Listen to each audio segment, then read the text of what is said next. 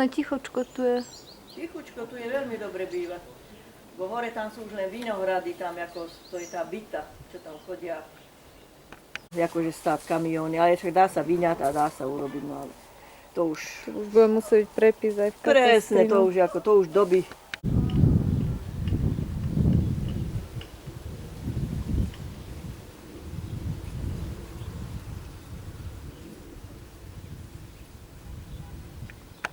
Hovorím, teraz už keď potom sme to popredali všetko, to už jednu som dala preč, takže potom sme už to ani.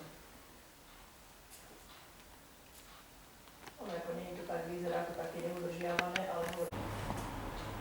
To bolo hektár skoro, to by sme potom dali preč.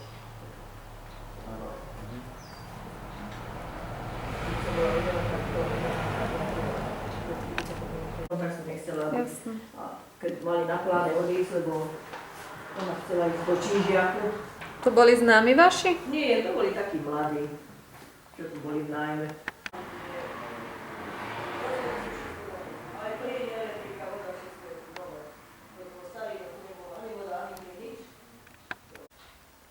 Ono to nie je pokosené, lebo mal mi to jeden kosida ochorel mi, takže také, by to bolo také, ale to býva krásne. Táto šírka je koľko? Jaj, koľko je to? 12 a 16. To je 12 a 16.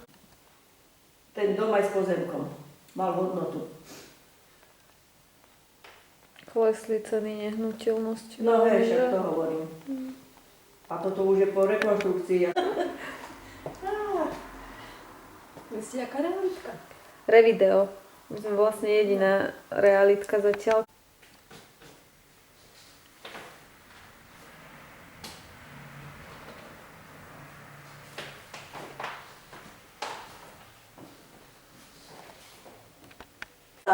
Tá časť, čo to Slečna videla až tam, no, či pani... Čiže tento dom s 9-jarovým pozemkom, to je... Áno, to je tých 886, to ako zdáva za tých... A 250 je 5208.